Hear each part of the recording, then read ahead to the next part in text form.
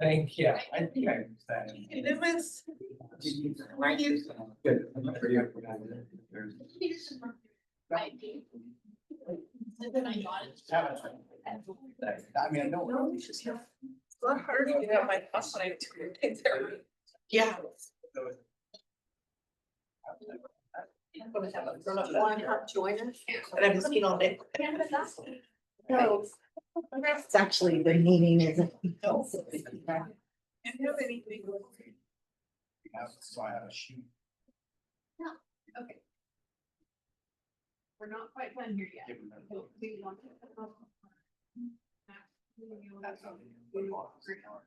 I never got it.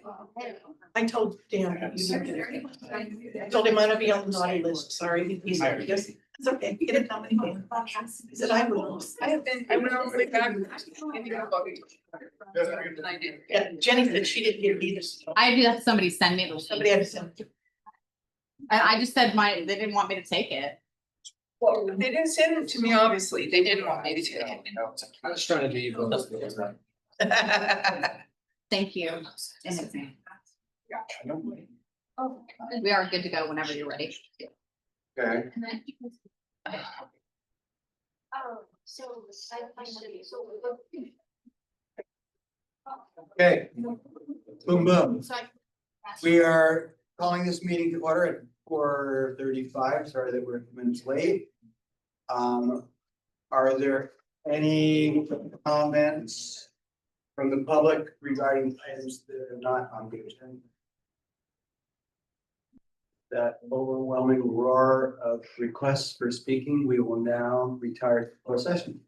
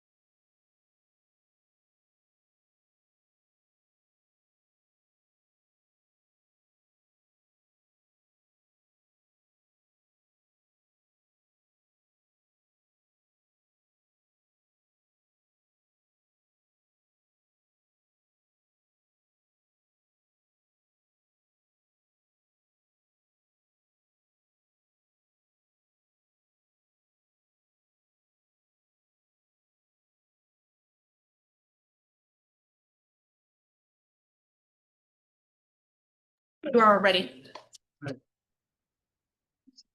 Ladies and gentlemen in the gallery. We're about to call this meeting into order. Okay, we are reconvening to open session. We need to pledge allegiance to the flag. Please rise. The flag is on the back. Pledge allegiance to the flag. United States of America and to the republic for which it stands, one nation, under God, indivisible, with liberty and justice for all. Could we have a motion, please, to approve the agenda? So moved. Have seconds. Seconds. All those in favor, please. Aye. Approved. Input from the public regarding items not on the open session agenda. I have nothing here. Anybody? Great, thank you. Consent calendar. Can we have a motion, please? So moved. Second. All those in favor of approving the consent calendar? Aye. Awesome. Report. Student Maybe we can come back to them if they Yeah. show. association reports. Lily said no. So that's that. Board member reports. Leo. Wow. Linda. Janella. Jeannie, you got it. I always do. Person.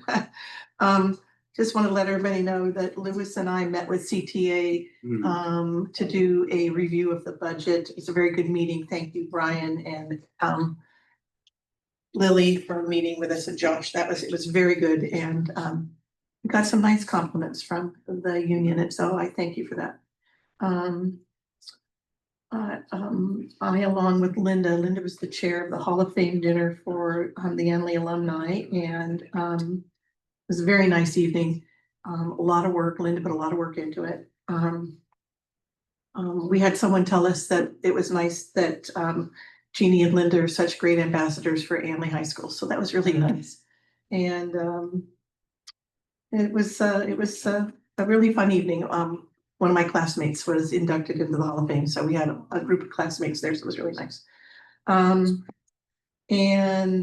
I worked at the Booster Snack Shack for the homecoming game. It was so much fun. And I can't believe the money that they make. It is unbelievable.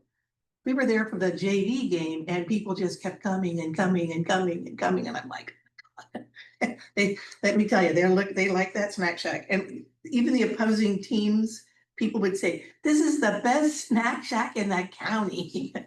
So that was really nice. So that's it. Awesome. We do need to run back to item J because we skipped over report out from closed session. Thanks, Andrew pointed. Oh, I'm sorry. Thank you for putting that up. John. There were actions in closed session. The board took action in closed session under agenda item number D2 to approve a stipulated expulsion for an Anley High School student. The vote was Buckner, aye, Trinilla, aye, Hernandez, aye, Helton, aye, Kutera, aye. We also took action on in closed session under agenda item number D3 to approve a leave of absence for a classified employee from May 4th to June 4th, 2026. The vote was Buckner, aye, Trinilla, aye, Hernandez, aye, Helton, aye, Kutera, aye. Great, thanks for catching that. Board report, I would just kind of echo Jeannie that I thought it was really productive that we met with the union folks and looked at all the numbers. They do a good job of parsing the data and putting it out in charts and graphs. It was very useful. I'm hoping that Brian and Andrew can agree on what the underlying data is, and then from there we can have honest debate about what to do with it. You have your position to take, which is what you should do, and we have our position, which is what we should do, and we'll find a way through it. But we need to know that the data matches up. So, and I think we're close, but if you guys could just make sure that we all agree on what the facts are, then we can make informed decisions about what to do about it. So that's all I got. Thanks. Chris. Yeah, it's been a busy month, highlighted by our showcase nights for Annalee as well as the Academy. I think the biggest highlight for most of us was the partnership with Micah's Hugs, the fentanyl awareness events that we put on. We set a new Guinness Book of World Records for most folks trained in a day. I think it was 1462, something to that effect. So that was amazing. Had a chance to do some other fun things annually. I volunteered a barbecue at the homecoming game for the Booster Snack Shack. I always enjoy being out there, and it's always good when you're paired up with other people that contribute. Last year, I had to take both the JV and varsity shift, so that was awesome. And then Saturday night, Michelle Sawyer invited my wife and I to attend the Annalee Ag Boosters fundraising event dinner. First time I had been, it was a good time. Lastly, I am just going to highlight some celebrations regarding the upcoming dashboard release, which opens to the public tomorrow. So we've done it again. ELA, 63.27% of our students met or exceeded the standard, and that is a 24.6 increase from last year. We're in the green. Math, 38.55% met or exceeded, 33.5% increase. We're also in the green there. So big shout out to our teachers and support staff, as well as our testing administrator. Kirsten Samp did an amazing job of making sure the conditions were right for kids. Graduation rate remains high and above state average at 94%, also in the green. College and career readiness, I really want to unpack this when I see the data. But we were in the yellow with 51% prepared, and that's out of 365 seniors. So Heidi and I and the administration, we've been working to obviously put programs and systems in place for students to really achieve that readiness. And if you recall from LCAP presentations, there's a number of different ways in which the state deems them eligible. Context there, strong academic growth and student achievement, graduation rate well above the state average. College and career readiness indicates that we need to strengthen post-secondary preparation, both in terms of college and career. And that's also clearly indicated by students in the Youth Truth Data Survey. LPAC, the numbers don't really tell you much, but I'll read them off and then give you some context. At level 1, we had 18.75% of the students, level 2, 34.38, level 3, 31.25, and level 4 was 15.63. What does this mean? This means that we had significant progress in English language development for English learners. Growing number of students achieving proficiency in English, reflects effective instructional supports and interventions, emphasizes equitable access to those resources. So I just can't thank Ashley Vilchis and the bilingual paras enough for their support, as well as all the other folks. And we really brought English learners and SPED students to the forefront of our minds when planning and writing the revisions to the current LCAP, because we were eligible for differentiated assistance based on our dashboard scores last year. And to be eligible for DA, one subgroup has to score in the red in in 2 or more categories. I received a really good phone call today, even though I didn't pick it up. The voicemail was from Kelly Dillon, Assistant Superintendent of SCO, calling to congratulate us after her preview. We are no longer eligible for differentiated assistance. So I am super excited to see the unembargoed data beginning tomorrow morning to really unpack that and look at those areas of growth and the systems that we put in place that were successful. This is my first year as a superintendent in which we aren't eligible. She said we are still eligible for support. And so we're going to see what that looks like. Lastly, I wanted to give the board an update on what's going on with Santa Rosa City Schools. This hasn't been publicized, right? There's a lot going on up there. But to really account for, address, and respond to their budget shortfall, they are going to put some systems in place to do their best to keep their resident students in Santa Rosa. As you know, and I can appreciate, many of our families that attend Annalee that are residents of Santa Rosa City Schools have never stepped foot onto their campuses. Many of those families choose to come to one of our feeder schools for TK8 with hopes of coming to Annalee High School. So what they're working on, and it's being discussed and presented to the board tonight, is a new administrative regulation. I've seen the draft. I've been communicating with their superintendent, Lisa August, to get as much information as possible to support our families in their efforts to stay on their path, right, and ultimately attend Annalee High School. Most of the information in their new AR is around receiving new students and some stipulations that they want to put around that. The AR language around outgoing interdistricts is very brief, at least in the draft that she shared with me, and the kind of lists the reasons in which they will consider. Initially, I heard that they were focusing on no more than 3% of resident students that they would allow. So what does this look like for us in terms of numbers? Well, over the past 3 years, we've averaged 110 interdistrict transfers from Santa Rosa City Schools alone. And not many folks that I've talked to really understand the nuances of this. I mean, one person said, well, they have to fill out an interdistrict transfer again if they've been in Oak Grove this whole time. Yes, they do, because that's not our district. So I think this is going to affect families and districts really at those three transition points, entering TK, transitioning from a primary school to a secondary middle, so 6th grade to 7th grade, and then the transition from 8th grade to high school. And Dan and Jessica and I spent the majority of the Annalee Showcase night talking to our Willowside, our Hillcrest, and Twin Hills parents, making sure that they understand their rights, that they understand, you know, the appeal process. Jessica's put together with the support of Chuck, kind of led this off and handed me a document that he created. Steps for families to take in terms of requesting an interdistrict transfer out. I've made myself available. I probably put 3 to 4 hours in phone calls alone with families, just answering questions, you know, reassuring them that there's still time. Santa Rosa plans to not even consider the interdistrict transfers until January. And the unfortunate piece is that this decision came about around October 10th or 11th, based on the time frame of approved interdistrict requests that we received, beginning in early September all the way up to October 9th. So some families were accepted and approved. We've since approved those, and those families understand that they got ahead of this new administrative regulation and process that Santa Rosa is implementing. I've shared that with them just so they understand this is also going to cause more issues, and there's going to be a lot of upset families. I think our goal is to just educate and be transparent and support. We're doing, you know, some more research in terms of the legalities regarding specialized program. There's clear language in the ed codes specifically around bullying and military parents. So just know we're working on it. The families that we've been in touch with have been very appreciative of our time. They're also helping to spread that word.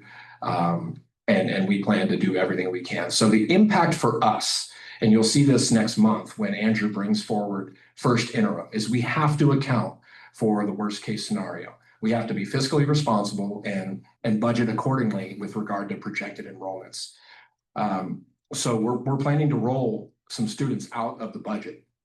And we also came in a little bit under our enrollment projections. As you know, we worked with King Consultant, who's amazing. Our demographic study was dialed in and really on point.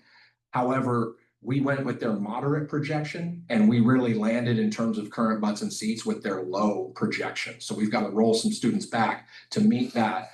And, you know, I think responding in that way is the most responsible way to go about our budgeting processes. And that's first interim. We don't know what we don't know until the governor's budget comes out. Santa Rosa starts to process those enrollments. We see what the county's going to do with regard to the appeal process, because families do have the right within 30 days of receiving a denial letter to file an appeal with the county board. They're gonna have a lot. And they may have a lot. So I wanted to make sure to be transparent with our board. I've also spoken to our labor partners. I've talked to Julie individually as well as Lily to share that, you know, the budget's going to look a little bit different come first interim, and then we will make the right refinements if appropriate for second interim and adopted budget. So just to put the numbers there in context, if we miss 110 students, which is worst case, and we get about $15,000 ADA, that's $1,650,000. Yeah. It's real money. Yeah. So everything we can do to be prepared and have good materials available to help people understand what appeal processes are and what they can do, so that we can keep bringing transfer students here. You got it. And you will also see recommended or planned projected reductions for certificated and classified appropriately in the first interim budget. Yeah. So.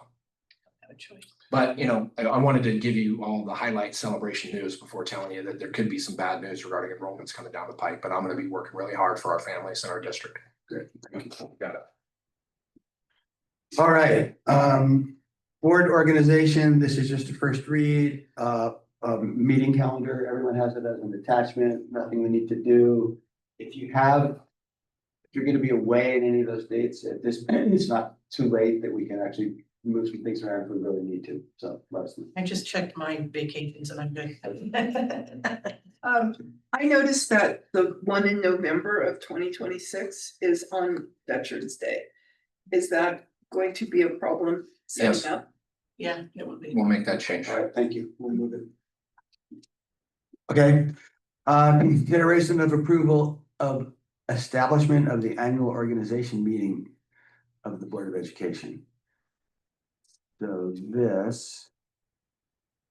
There's no attachment, so basically. It's just the information. So we've scheduled the organizational meeting in which, you know, you reorganize board roles, if you will, at the December 10th meeting. December 10th, okay, all right. Good, So we'll have an item prepared for y'all to do that and go through your process. We have to approve it. Mhm. So you want to get a motion? Rose? could we have a motion, please, to approve having December 10th be our organizational meeting? So moved. Second, all those in favor? Aye. December 10th, big elections. All right, education services. Really looking forward to this presentation regarding Annalee High School's freshman success team teaching model. Chuck, please.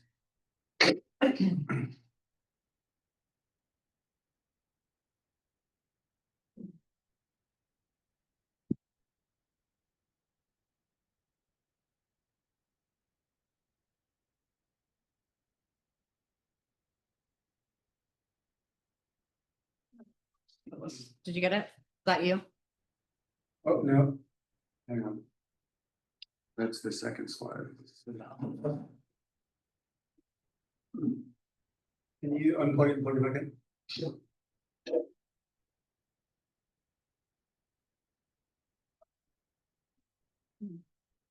There, I'm back in. Well. While we're waiting, I forgot to add that, you know, when we did our analysis of that data early, not that we're competitive or not, but we outperformed all other districts with high schools and we tied Healdsburg. So I just wanted to let you know. Is that me? Did I do it? I'm not touching anything. Is it you? Great.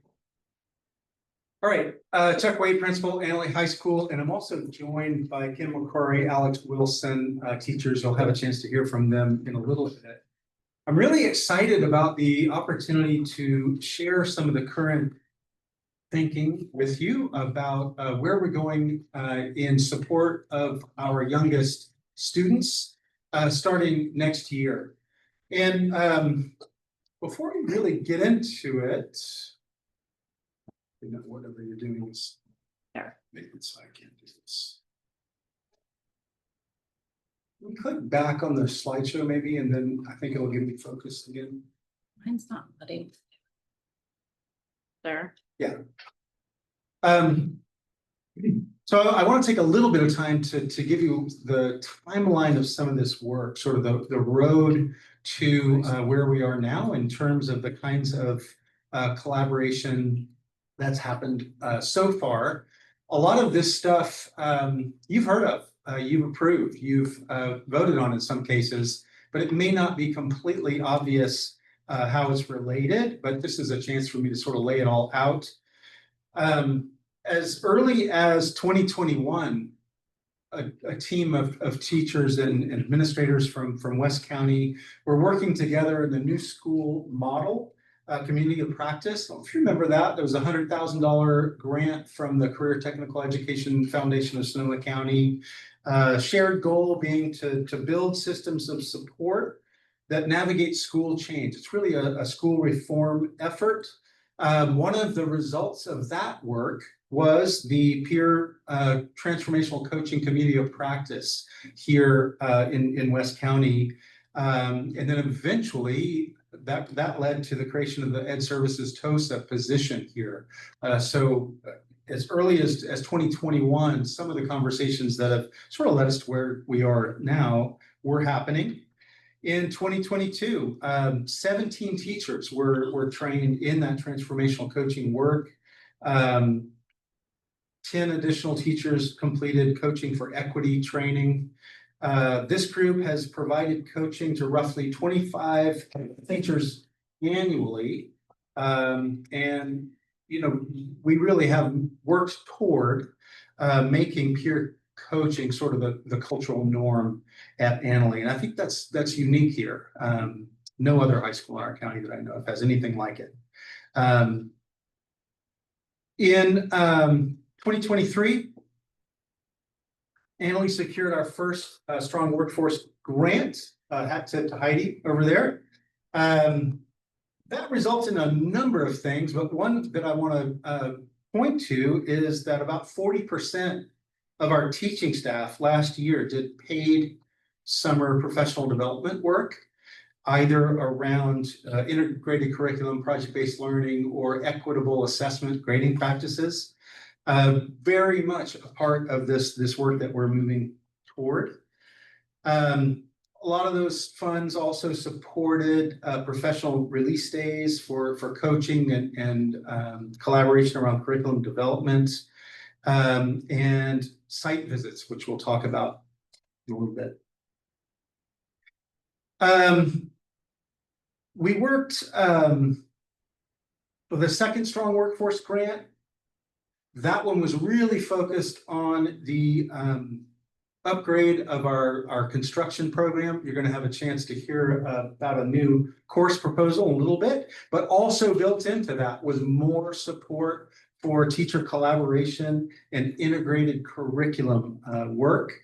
There was at the same time a 21st Century Leadership Academy grant that started working around universal design for learning, and Dr. Catlin Tucker at that time, who actually was just back with us on Monday to do more work around innovative instructional practices. Also in 2024, we secured our first of many, hopefully, CCAP grants, $100,000 to do dual enrollment work here on the Annalee campus, have college classes here. Also supporting more professional development integration work for our teachers. Last spring, our first site visit tour to model schools in San Diego and Mesa, Arizona, happened. A group of teachers formed our student experience design team, which continues to meet monthly to really start the work of designing what ninth grade was going to look like. We piloted the Words and Wonders program this year, art in English, Ari Ster and Blake Leibovitz, to test that approach and learn what we could from it. So that group has met every month to try to learn what we can about how we should do integration, particularly around ninth graders. That design team presented 3 cohorting models and facilitated discussions with over 60 staff members this fall. A second site visit team reinforced teacher excitement, hopefully, and led to a full staff presentation sharing best practices from model schools. You'll have a chance to learn a little bit about that from Kim and Alex. Our teachers have also joined what's called the Sonoma County 9UP group. It's a statewide improvement network for ninth grade success. So we have another teacher team working on that as well, including Blake and Ari. We're going to get a third strong workforce grant shortly. It'll be announced at the end of next week, I think. Friday evening at 4:59 p.m. probably. There's support written into that one around ninth grade integration work, around some of the support that you'll see we think is necessary to make this kind of stuff really serve our students best and make it feasible for our teachers. So we're super excited about that. But I just wanted to give you sort of a quick timeline overview of some of the work that has led to where we are now. There's been a tremendous amount of engagement from a lot of folks on this campus to make this work. One thing that I am continually impressed by, and this came out in our WASP report, is the dedication of our teachers to doing whatever it takes to serve our students, to continually innovating, refining their practices. This was something that came out in our WASP report from students, and the visiting committee team mentioned it a number of times that they were so impressed with that the students were aware of how hard their teachers were working. So that testimony and the timeline I just shared, I think leads me to note about Annalee High School. We don't stay excellent by standing still. We know that we're going to have to continually change and innovate, particularly as our students change, right? So as you know better than any other group around here, we have an increasingly diverse student population. We have the largest enrollment area in our county. We have the highest number of feeders in our county. And you know, it's a moving target in terms of serving our students. We won't stay great by standing still. So here's what we're thinking. I'm going to share with you sort of the roadmap of this work. I'm going to start with some of the why, at least the things that feel compelling for me in terms of rationale about why we're doing this work. There are a lot of data points we could point to, but I'm going to share a handful with you that I think are compelling and important. I want to share a little bit of the what. What does the research indicate is effective in ensuring that students are successful, particularly around that 9th grade transition? And then we'll talk about the how, what the proposed model to improve outcomes and experience for our students looks like, at least in terms of what we know so far, okay? So one of the big why reasons is what we call the 9th grade cliff. Nationwide, 9th grade students who fail one core class are 4 times less likely to graduate on time. We do a pretty good job at graduation rates here, probably because we have fairly generous graduation requirements. But it still really matters to students. If you struggle in 9th grade, your life outcomes are impacted. Your ability to find meaningful employment, to have high quality health outcomes, to be happy. We have at Annalee High School about 2 times as many Fs in 9th grade than at any other grade. Yeah. We have increased anxiety, higher numbers of referrals, higher numbers of assertive discipline in 9th grade, far more than other grades.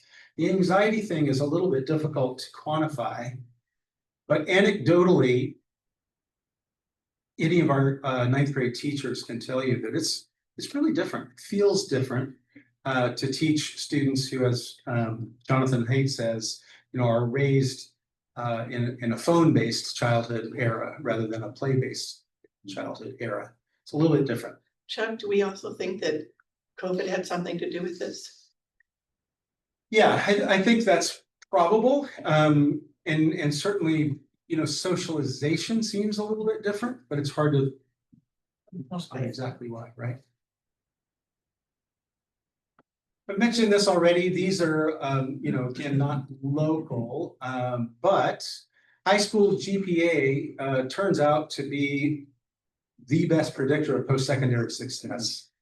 3.0s and better seem like, you know, it's pretty easy for those students to progress and graduate from a 4-year school or another school of their choice within a reasonable amount of time. Under that, it's a real challenge.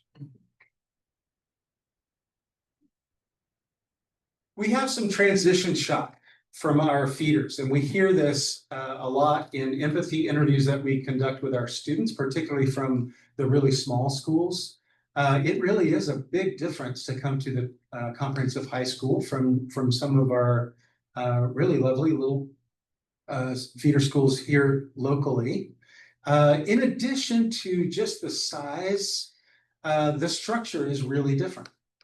Whereas at a small middle school, you might have, a core teacher or integrated teacher team, and then maybe a specialty teacher or two. Suddenly at Annalee, you have 7 different teachers and 7 different places you need to be half a mile from each other, and 7 different ways you need to turn in your work or create a heading on your paper. It's really different. And by the way, for some of our students in an age of anxiety, that really is overwhelming. And our attendance in 9th grade sort of represents that, right? For some students, wow, I can't handle that, I'm not coming. Okay. I think you've seen this before. This is our Youth Truth data from January last year. I have 2 pieces of data that I find shocking and surprising. But this one is, my school has helped me understand the steps I need to take in order to have the career I want. I don't know if you can see that well, but the little orange bar is Annalee.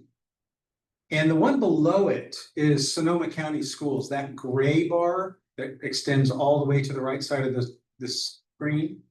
The black vertical line in roughly the middle there is the Sonoma County median.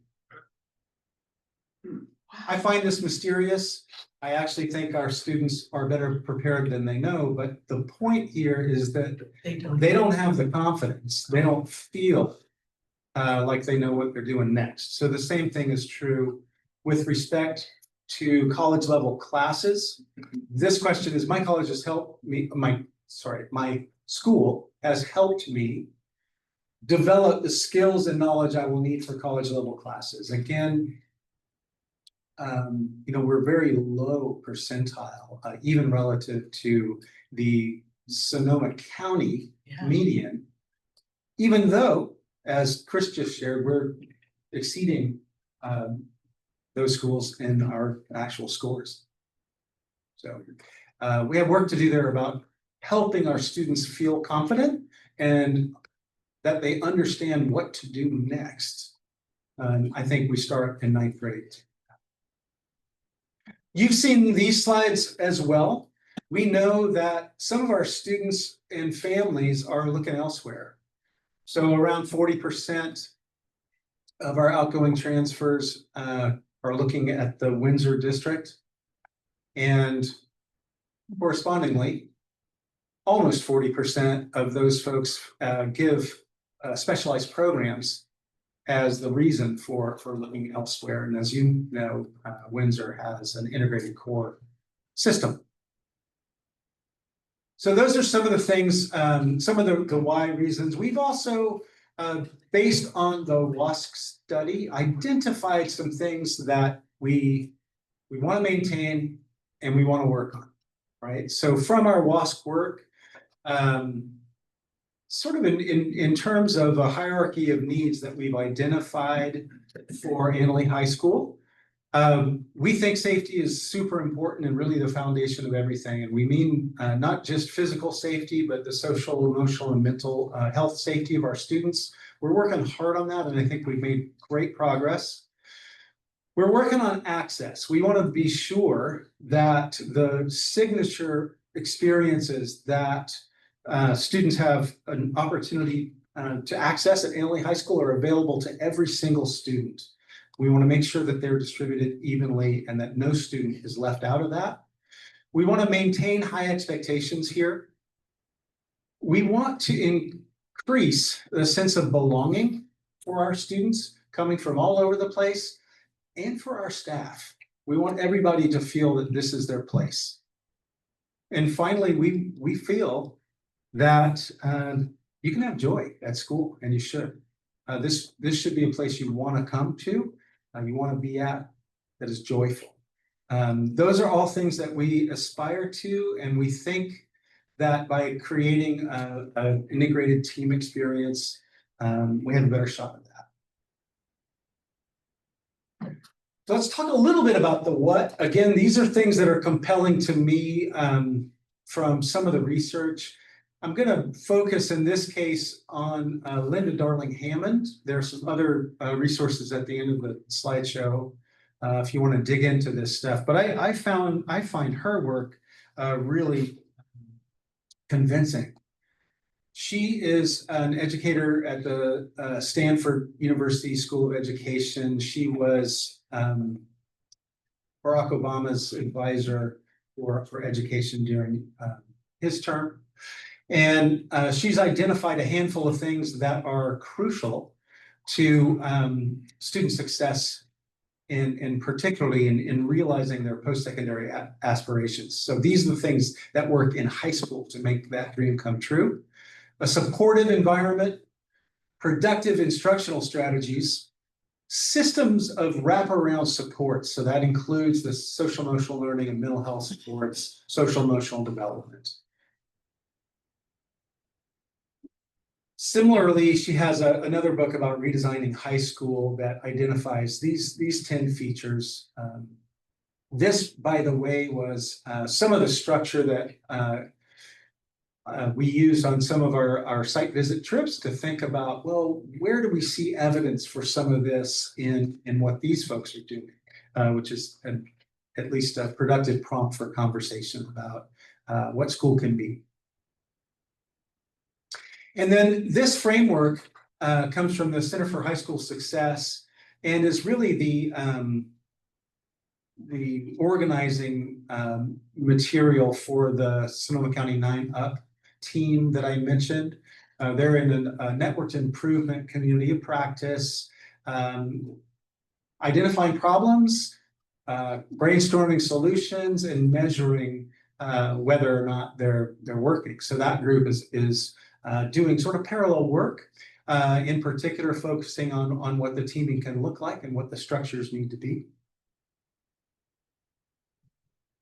So the real focus for us, we mentioned that instruction already, and we think that there's a little bit of a simultaneous work that needs to happen around structure, right? So we need to create the conditions that enable those high leverage opportunities for collaboration.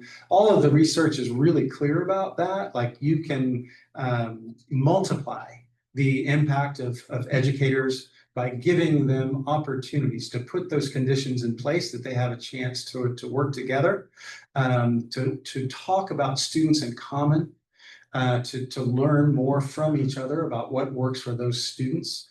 There's a ton of compelling research about this. So that structure, the culture of the school, the instruction, those are three things that are interrelated that we sort of need to work on simultaneously. So that's sort of how we're thinking about this teaming work.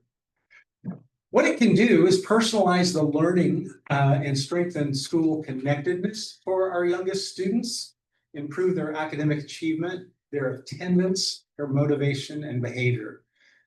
Obviously, those things are interconnected, right? You push one and results sometimes show up in one of the other categories. So we're excited about that. So finally, here's the how. The 9th grade team model at Annalee. We're going to focus on English 9, biology, and math 1. RSP English will be full inclusion. So we're going to fold that into the 9th grade teams. Okay, we're going to pull that in. The teams will consist of groups from somewhere between 90 and 150 students shared between 3 teachers. Now that really depends how many sections in the teams each teacher has. We'll know more about that when we know our enrollment numbers a little bit better. It'll be easier at that point for us to schedule this. Chris outlined earlier some of the reasons we don't really know exactly what our enrollment will look like next year. But each teacher will have something like 3 or 4 sections of each of those 9th grade courses. We think it probably works best for teachers to teach something else too. So they'll have another course as well that they teach outside of the teams. Team teachers will have at least one shared prep period. So they'll have an opportunity, should they choose, to collaborate during that time, to talk to each other about their students in common. But really the focus, particularly in this first year, will be to create that structure, to create the conditions so that they have that opportunity. I mentioned already English 9, bio, and math. We're no longer going to offer ag bio. Right, this year we have a separate group of students, 2 sections taking ag bio. As it happens, as it's played out, those courses have a wildly disproportionate number of IAP and 504 students. It has become a de facto tracking situation. We would like to instead support those students rather than sort them. So we're going to do our best to integrate everybody into that teaming model. There's a ton of research that says that the team itself can provide a lot of the wraparound support that has otherwise, been handled by excluding those students and supporting them separately and pull out. CPT time can also be used to discuss student progress. We have that, a couple times a week, meetings aside, as opportunity for teacher teams to get together and talk about students in common. The RSP ELA teachers hopefully will be able to participate in the ELA classes. Math still feels a little bit different. We have a number of options for math students coming into 9th grade. Some of them are, they've already had the material for Math 1. So we'll continue to offer Math 2 and 2A as well as RSP math, at least for the time being, for math support going forward. This is relatively new. The students will not necessarily all travel together. You may have heard me talk in the past about cohorting, which is a model where you have, the same group of 30 students travel from period to period together. This will be similar, but fewer students will all be traveling together, if that makes sense. So the same set of 3 teachers will have all of those 90 to 120 students, depending how many sections they have. But the students could be in any of those classes. Now that came from feedback we got from teachers. We did a number of presentations and listening sessions. We heard teachers say, sometimes it's maybe better not to have them all together all day.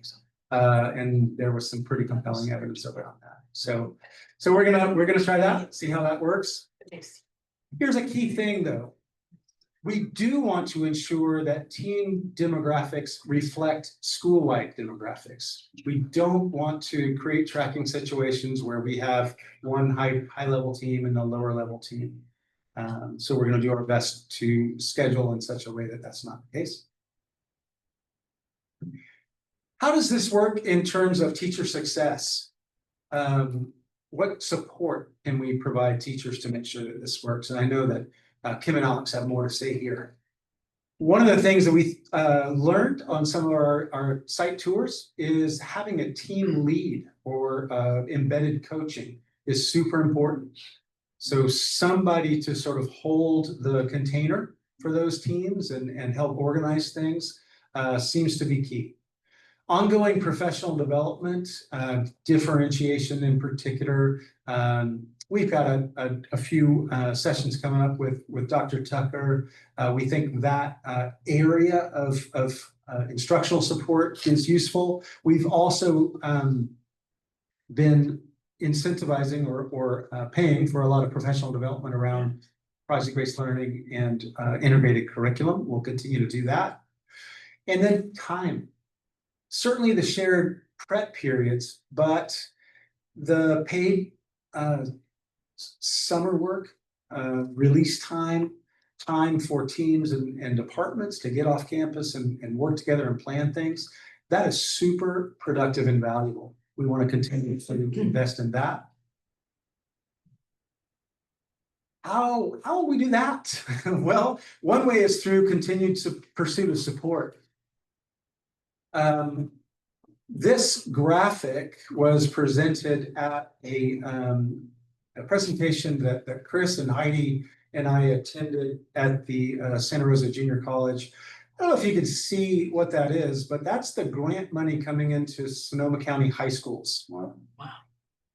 We are the bright yellow, nearly quarter at the bottom right.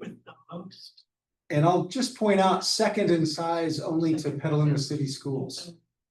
There's a tremendous amount of capacity on this campus for securing grant funding. Heidi's been working really hard on that. Christy Carlson has been a real help, I think, in knowing what to do there and what to go after. We're going to continue pursuing that. I think it makes a massive difference for us in terms of what we can do, in terms of the kind of professional development, release time, and other support that we can offer our teachers and making sure this is going to be successful. It makes a massive difference to have this kind of support rather than to just not be able to offer it, which is the case in some of our neighboring districts. So we're going to keep working on that. There's a lot of things we don't know how we're going to do it yet, right? A lot of things we still need to work on, problems that we want to solve together with staff. The first big question is how big the teams will be. So again, we anticipate teachers will be involved in 3 or 4 sections within a team, 1 or 2 sections of another course. How many of those we have, we're not completely sure. We don't know how many 9th graders we're going to have.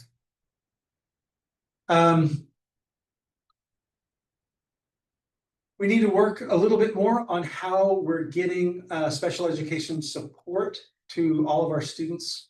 We're going to work closely with teachers and our department chairs to figure that out. We need to figure out who's going to be on our 9th grade teams. We're going to work closely with department chairs. They're going to work with the planning team. We're going to have the best teachers for supporting our 9th graders. I feel confident. Oh, that slide is so important. It's in there twice. Lots of supports for teachers. We need. And again, you're going to hear more about that from Kim and Alex, I believe.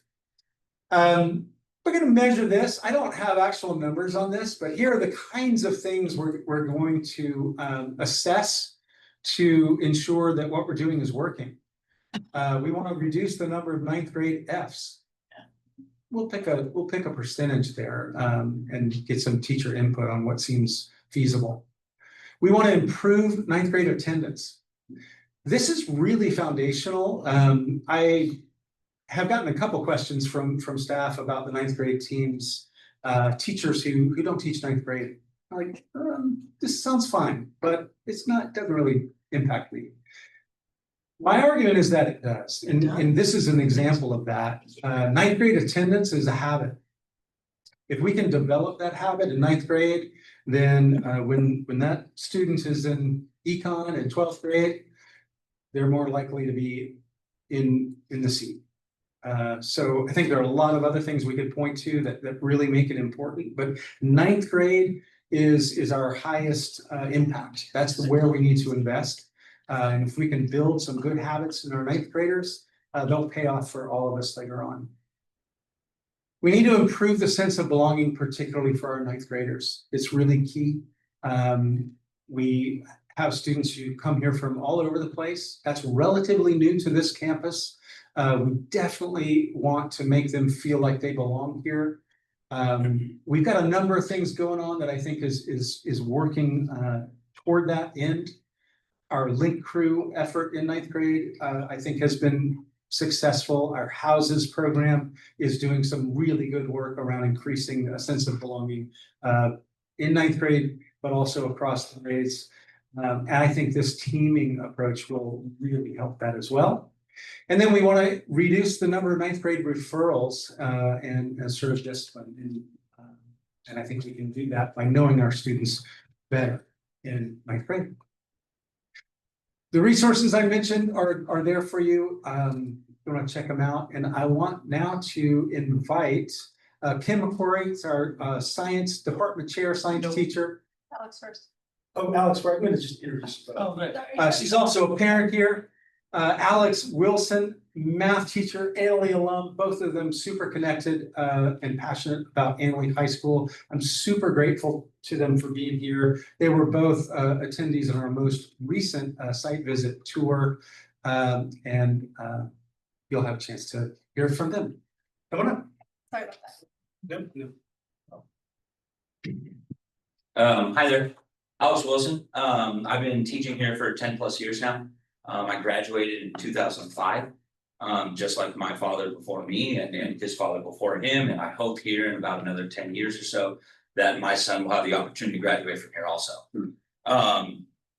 Just as this school encouraged me to grow, I look forward to the opportunity to also move it forward in its growth. And I really appreciate the opportunity given by both Mr. Wade and the district in getting to go on this trip and see some of the cool things that are happening around different areas of this world, which is fantastic.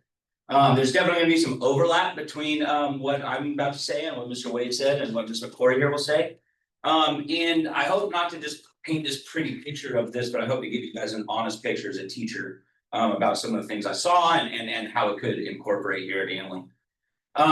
Things that these schools had was this clear identity, and the bullet points are really clear here, and they kind of just reiterate the same thing. Like there was an identity and purpose behind what the school was and what the teachers were doing.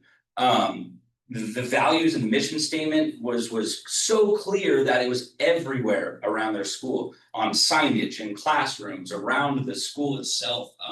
The facilities really embodied what this was. This was created for the community, from faculty, from the teachers, from the kids.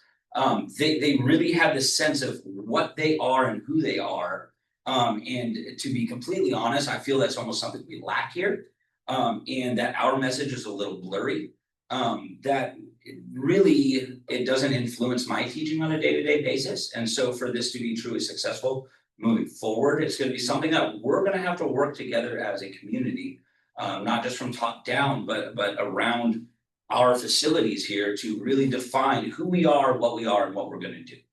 And I stole this slide from Jason Carpenter, who was on the trip also, but I think it's just so important that it's recognized that this isn't just a singularity of a committee. It is really the entire community that will make this successful moving forward.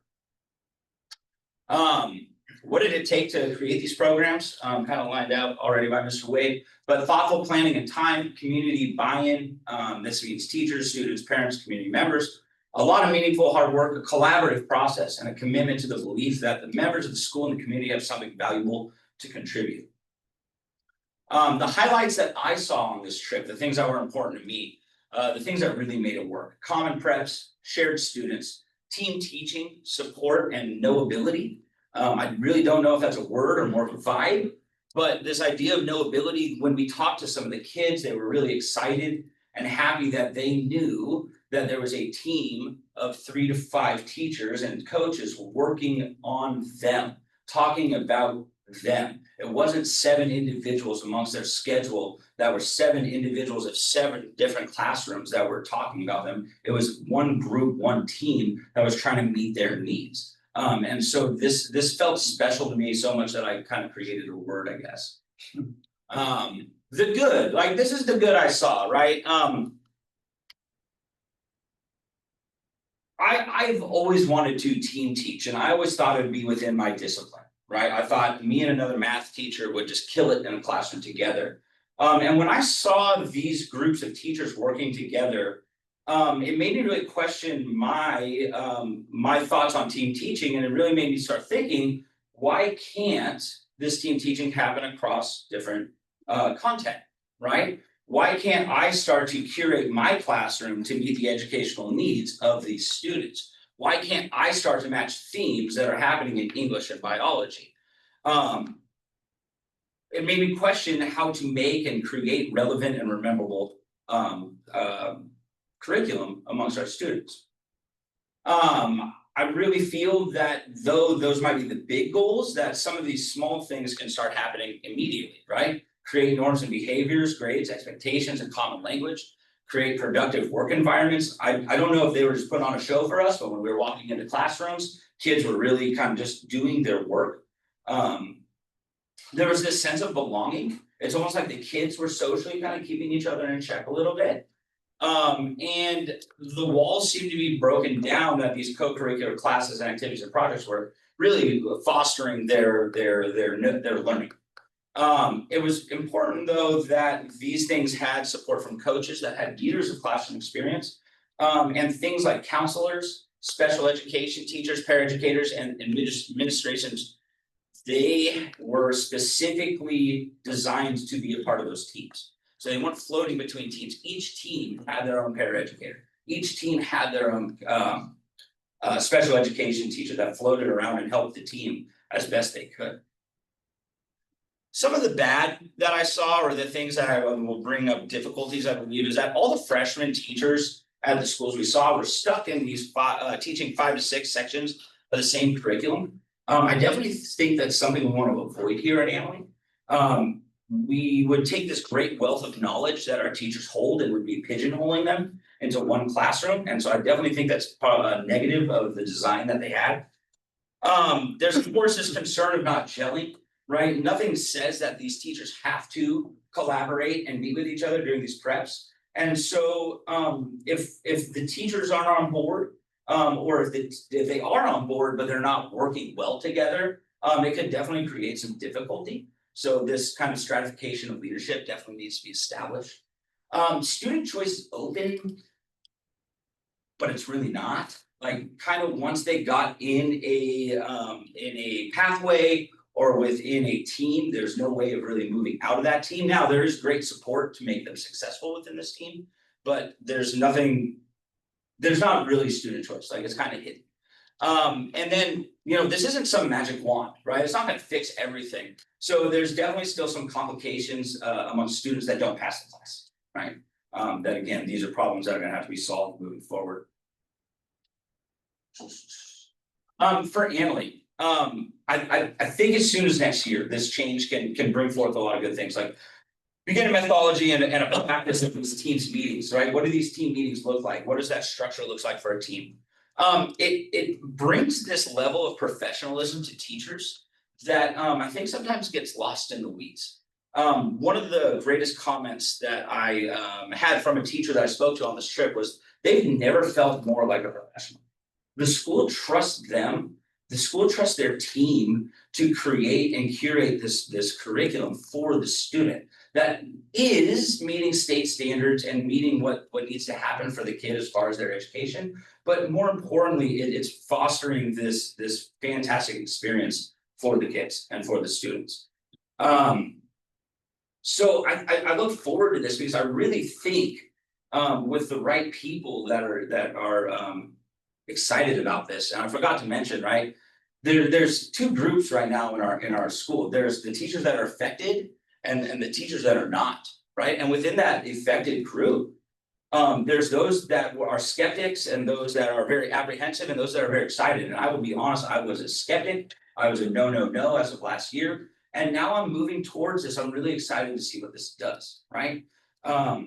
So I really think that these teams can really grow out of what Annally was, what Annally is now, and what Annally aspires to be in the future. And I'm a teacher, so I have to leave you with some examples, right? So, our kids go through this type of experience on a day-to-day basis. Put your name in the left corner, put your name in the right-hand corner, put your name on the paper, right? The results are the students have been given several directions throughout the day. The product is first names, they're not legible. I mean, let's be real, sometimes we don't get a name at all, right? Even on our tests, I just graded a set of tests, I did not have a name on one of the papers, right? Dream of a world, right? Where 3 teachers using the same language and the same expectation of clearly write your first and last name in the top left corner. And suddenly, maybe by Christmas, everyone's writing their name in the top left-hand corner first and last, right? And that's a simple idea, but like, what if it expands to something more complex, right? In English, we hear, read, and analyze this paragraph. In math, be sure to show your work and explain. Science, provide evidence to support your statement. And then history, always the long one, right? Within your writing, be sure to reference primary documents to enhance your position. what if, right? What if these teacher teams approached teaching with the same idea of everything and our norms is read, write, listen, and speak? Right? Read, write, listen, and speak. What if every problem was approached this way? So that when these teachers say in the same voice, show your thinking and support it with evidence, it just becomes an expectation of the child, right? We're not playing a guessing game to each teacher's style and method, right? It's apparent what each teacher's asking for. So I really feel that in a short period, the longer road, the longer ideas, it's gonna take time and growth and goals. But right now, we can create consistency between classes and school culture. And then the biggest thing to me, the biggest thing I took away from all this was that what our students need, right? What our students need is a simple system, and simple systems create complex actions socially and academically. And what our students have right now is a complex system. And the converse of that statement is that it creates simple actions socially and academically. Right? So by taking small steps and simplifying what we have, we can maybe foster greater activity. Right? And I think if we're patient, thoughtful, and collaborative, we can achieve this system. But that's going to require some things. I'm going to let Kim throw that hammer at you. Thank you so much, Alex. Yeah. Okay, so a lot of my points have, or sorry, I'll introduce myself, but a lot of my points have already been touched on. My name is Kim McCory. I teach biology and anatomy, and I'm the science department chair. I've been for a couple of years. This is the middle of my 21st year at Annalee. And I am a parent at this school. I actually entered my child into kindergarten with the plan of them attending the school. So I am passionate about our community. This is also the only school that I've ever worked at. So going to see the schools in Arizona and San Diego was a great opportunity to see what happens in other places. And it was really interesting to see differences and then commonalities among the two schools. But I'm coming kind of from a perspective that I've been teaching for a long time, and we see initiatives kind of come and go. And for teachers to really want to get behind teams and become invested in teams, we want to have faith in the longevity of these teams, that we're investing our time and energy into something that's going to last. As I mentioned earlier, Chuck and Alex talked about a lot of these things, but I just really wanted to reiterate these bullet points of where I think we need support as teachers in order to be successful. Without the support, if we're just kind of thrown into it and say, okay, go do this, this is something new and exciting, I just don't think it's going to happen. My first bullet is the common preps. We observed this in the schools that we visited. We saw teachers popping in and out of each other's classrooms. We saw those 5-minute interactions that aren't necessarily a big formal team meeting, but those 5-minute interactions, checking in on how a student did that morning or something, were really valuable interactions, and having the common prep provides that opportunity. As well as the opportunity to meet for longer periods of time if necessary. Students in common. I also was not really excited about the 30 kids traveling together. I was worried about what if you get a class that's difficult, you know, they're together all day, there's no freedom. I'm really excited about the idea of 90 to 120 students being able to form kind of like a little family. They'll get to know each other really well, but also not be stuck with each other all day.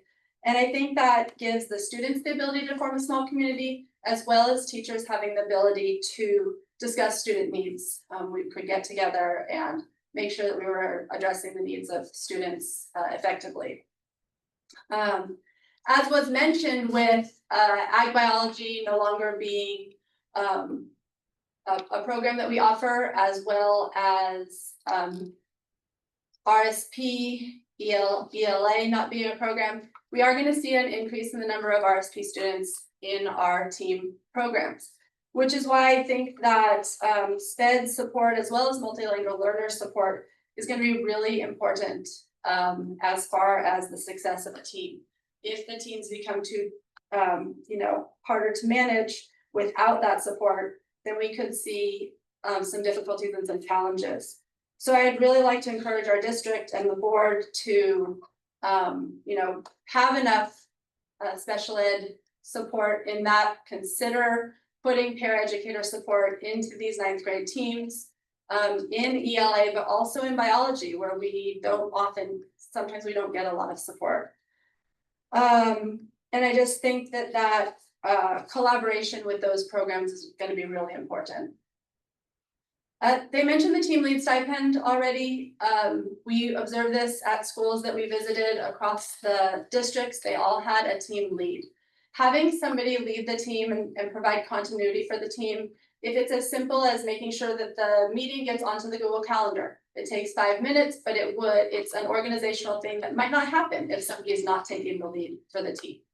If there's common documents, as Alex mentioned, common language that we want to do, common documents to produce, that could be the job of the team lead. Keeping the team together, keeping the momentum of the team. And I think without a stipend for that, it's going to create a dynamic with the team where nobody really knows who's responsible for that. Somebody might feel like they have more responsibility than someone else. And I just think that that's a really important factor to the success of those teams. One of the other things that we saw, particularly in Arizona, is that they were investing a lot of money in having smaller 9th grade classes. They acknowledged us that they had regular class sizes in their 9 through 12th grade classes, but they actually had consciously put money behind having smaller 9th grade sections in order to help with that transition shock and help with kind of the transition to high school that we've already discussed. So I'm just here to ask for some of these supports so that hopefully this can be something that is a long-term agenda or long-term project. And it's not something that we move on from, a couple of years from now. But thank you for your time. Appreciate it. Thank you. Thank you very much. All right.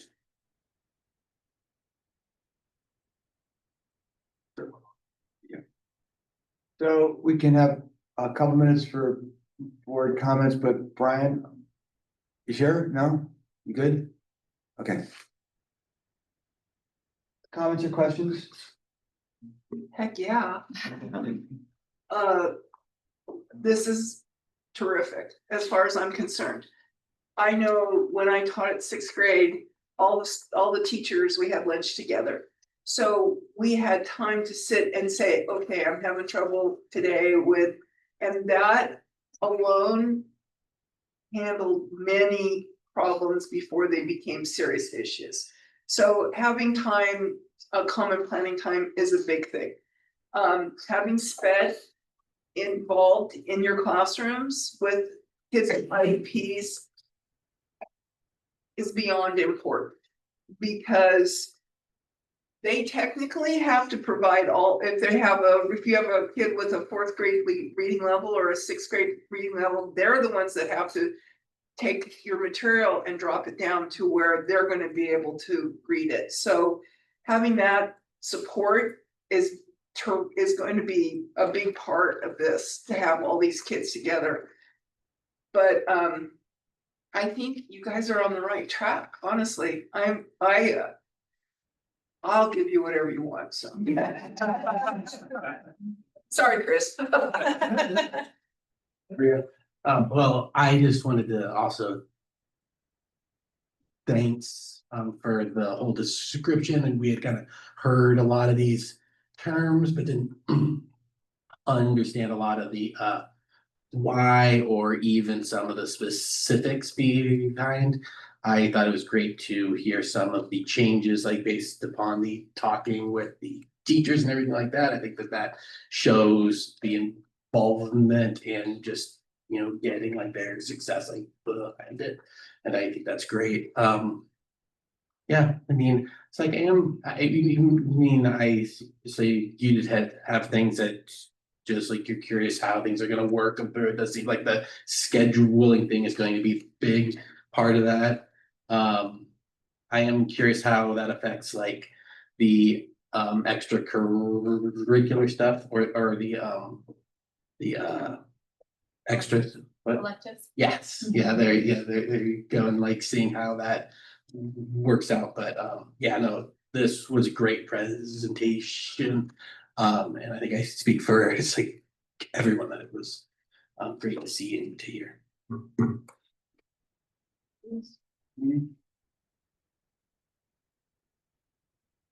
I am so impressed. Thank you guys so much for the hard work. Thank you, Chuck, for your leadership in this. I can't commend you enough. I know this is your bailiwick. This is the stuff you love. It's one of the reasons you joined us. And I'm thrilled because I think we do have to look at things differently. And when my kids were in a elementary district down in Southern California, they were involved in a similar type program. It was beyond amazing. The friendships that these kids made, the kinship they had with the teachers, because I think they felt like the teachers were really committed to them, not just teaching. You know what I mean? I think there's a little difference there. Because you're kind of sticking your necks out to say, we're gonna try this. And I just appreciate the thoughtfulness that's behind this in trying to help make kids do better and be better. And because we can't have kids having Fs as freshmen. I'm a little befuddled at the attendance issue. It's sort of like, how do parents not think that it's okay to not have their kids go to school? I don't get that. Maybe they think their kids are in school. I don't know. That may be part of the problem. But thank you guys so much for your thoughtfulness. It's a great presentation. And I can't be more excited for the direction that we're headed. Thank you.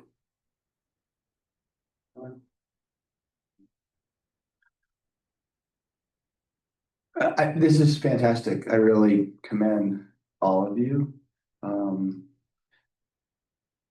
We not only do we not know how our school is changing because of diversity and the demographic mix, but then there's AI and all the other things that are coming at us fast that make it even more difficult to know how to prepare kids. I mean, already you talked about the kids who grew up on screens versus grew up playing. Well, that's just the tip of the iceberg.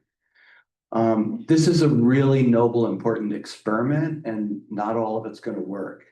And we really need to be okay with that. There's going to be you're going to get 9 months into this, and there's going to be some people that are really complaining and whining about it because it's different. And it's not what they're used to. It's not how we used to do it. And that's going to be hard, but you got to be okay with that because it's going to happen. And we have to take the risk of trying some things. And if 50% of it works, it's great. And the other 50%, you'll have to figure out how to change it and make that work. And it's going to take some time. And that's okay. This is really bold, important, innovative, intelligent, creative, all that stuff. And it's not going to be easy. But thank you. And just, it's an experiment. That's okay. It's not all of it's gonna work at the outset. It's totally fine. But thank you. It's really, really cool. Come back in 6 or 8 months and tell us how it all's going. And thank you for being so honest about what you know and what you don't know and what's working and what's not working. That's important. You know, transparency is one of the keys to it working. So thank you. All right, moving on. Okay. B2, consideration of approval of resolution number 10 regarding Native American Heritage Month. Do we have a motion? So moved. Second. I'll second. Any discussion? All those in favor? Aye. Roll call vote here. Oh, sorry. Okay. You're right. Ria? Well, I guess I have a question. Do we have anything planned? I know that's really important to you, and it's definitely something that we're planning to discuss and putting something in place because we've tried to really actualize, you know, the months that we recognize, and I appreciate that. I think you mentioned that a couple months ago. So we will be meeting with Anita and looking at how we can do something to celebrate. So thank you. Aye. Aye. Roll call. Linda? Aye. Sean? Aye.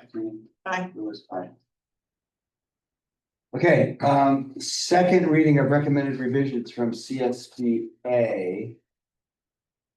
Policies and regulations. Do we have a motion? I so move. Do we have a second? Second. Any discussion? All those in favor? Aye. Okay, first reading of recommended revisions from. That's what we just did. Well, First this is- reading, sorry, first reading of recommended revisions from CSBA. September updates. No, Questions? nothing, any questions or comments? So be it. Consideration of approval of new course request for Annalee High School. We have a motion. I move that we approve the new course for Family High School. So we have Heidi and Clay here. I know they're eager to share a little bit about the new course. I don't think anybody's. You get a second on that? We got a second. You're ready to go. Sorry.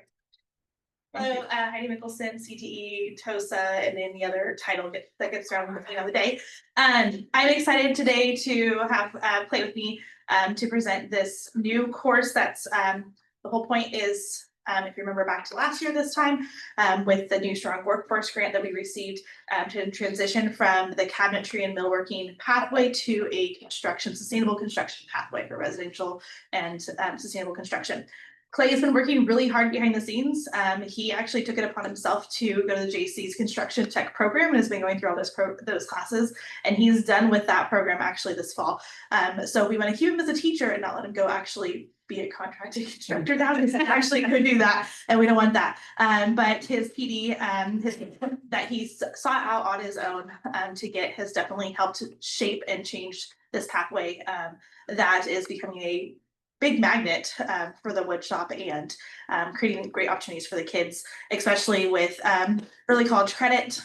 This new course that we have right now is articulated with 2 classes in the construction tech program. The course we're doing right now, or he's doing, not where he's doing, they're getting their OSHA 10 certification in construction, which is the prereq for the SRJC's construction program, as well as going through the tools and safety class that he had to sit through for a whole semester. That was like literally like, here's a hammer, here's the different types of hammers, here's how you use a hammer.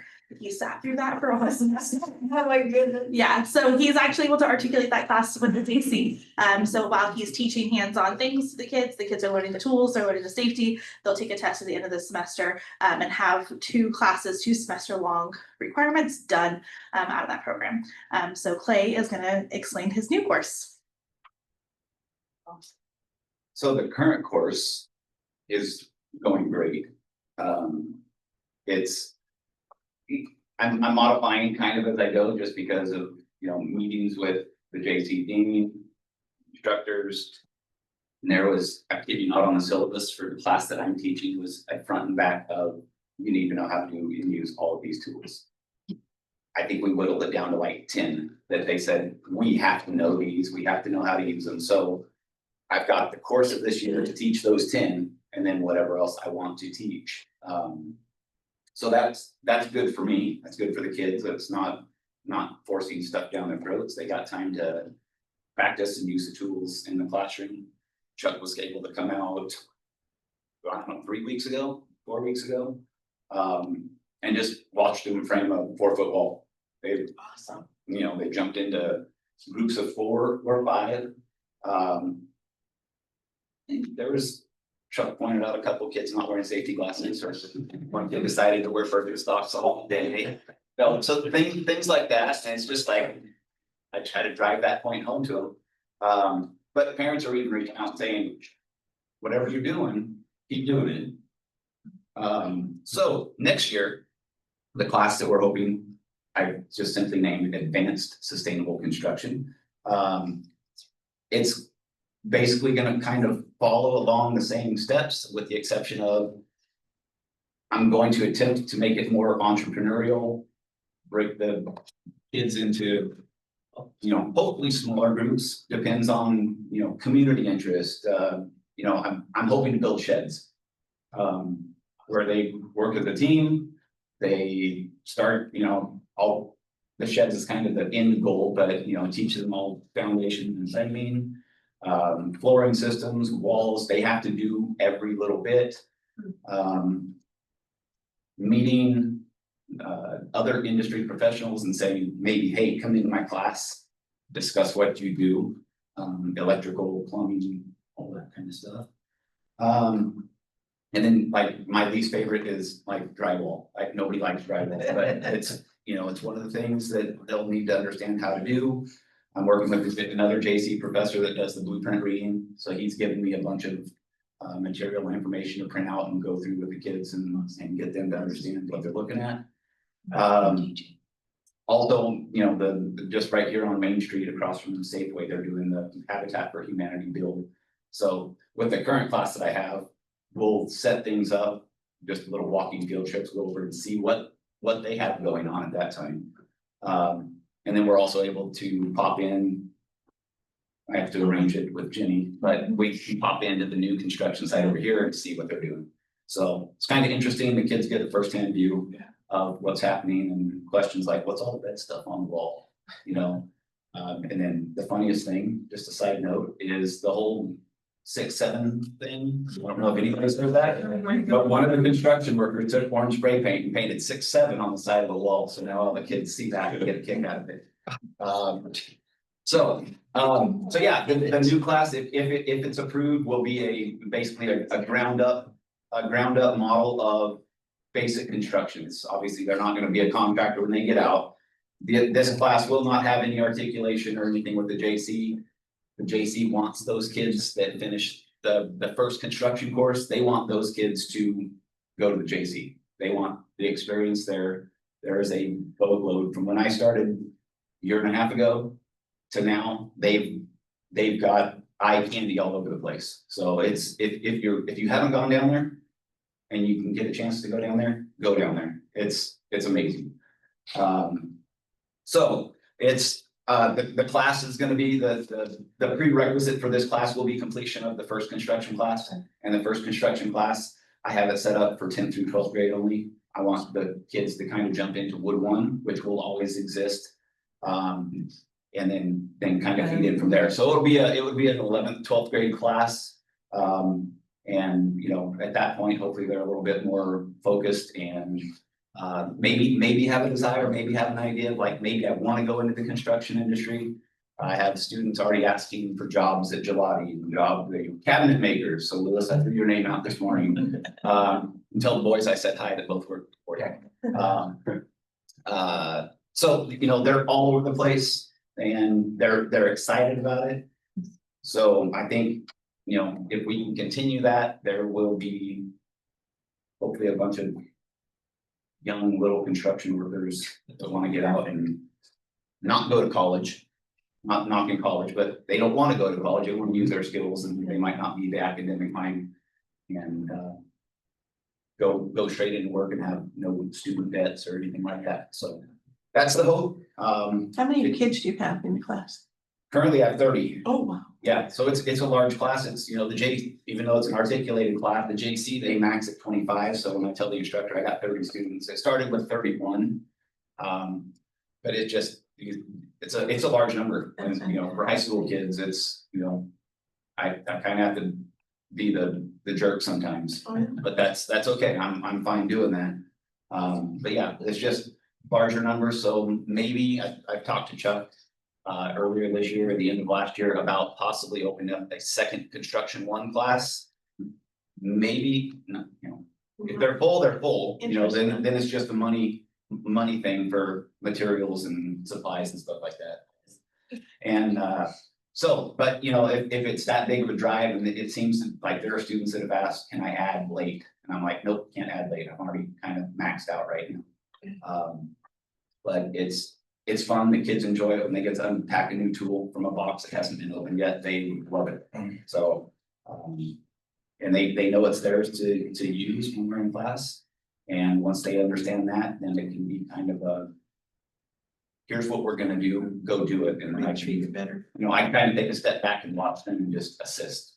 So, but if approved, it'll be a fun step for the kids. And moving forward in their careers. So, good. Thanks, Clay. Any questions? No, very fun. Awesome. I have materials for you.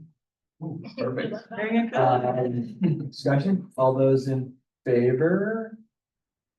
I thrilled. 100%. Perfect. And don't be. Thank you for what you're doing. Thanks for being here Thank you. tonight. Okay. Consideration of approval of resolution number 11 regarding rebranding of a board subcommittee. So do we have a motion? And a second? All right, can I find this one? Absolutely. You have in here, you have the resolution as well as, the Yeah. description. We made sure to change some of the language and the composition to be more open-ended so that we have flexibility with people coming in and coming out. But yeah, please take it away, Lois. So, I've been on this committee since its inception and it's really doing well. It's like the last meeting was really heartwarming in that it was just kind of down to like business about where our goals and what are we working on, and there's a lot of things happening, and it's becoming really integrated into the texture of the school, into the norms of the school. And a lot of things you were talking about tonight had links to belonging, and it's really important. So what came up, I really was concerned, I think we can talk openly here. I was really concerned about using the words DEI because it's become such a target from the federal government. And I don't want us getting scraped up by some, search crawler to find every school that has a DEI committee and then getting somehow punished for it.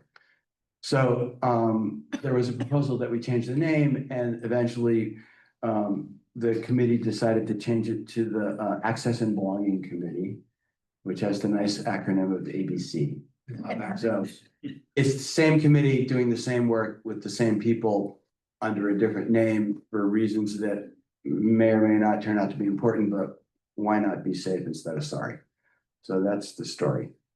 And so we have a new resolution just because it's an official committee of the board to just officially make that change. That's what's happening. Roll call. Okay. Thank you for doing this, because I know you and I had this conversation. I've been very concerned that we might get scraped up by some hacker looking through, looking for DEI wherever they might want to find it. And I like your acronym, and it really does coincide with the little triangle that Chuck has put together. So I think it's a really great idea. And I'm sorry that we have to do it. It's shameful, but I'm glad that we've come up with something and we can continue the work that we've done. Aye. Does it have to be roll call? It's resolution? Roll call, say, Aye. good job. Aye. And then Sean, Aye. Jenny? Aye. Aye, okay, great, thanks. All right, consideration of approval of the 2025 compliance and monitoring plan. I will have Laura present this item. Come on up, Laura.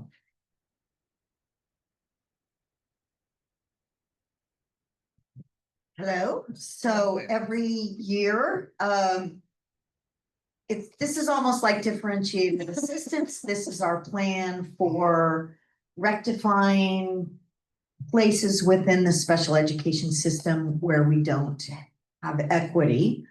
Our issue has always been an overabundance of white students with an emotional disability and white students in separate schools. So this year, our plan that's due to the state, I was really pleased to be able to write it to support the 9th grade teams that are coming up. Our data pointed to attendance at the 9th grade level as really one of the places that we needed to continue to put a lot of emphasis. So there was no reason not to piggyback the plan onto the other 9th grade teaching team plans. So that's the long and the short of it.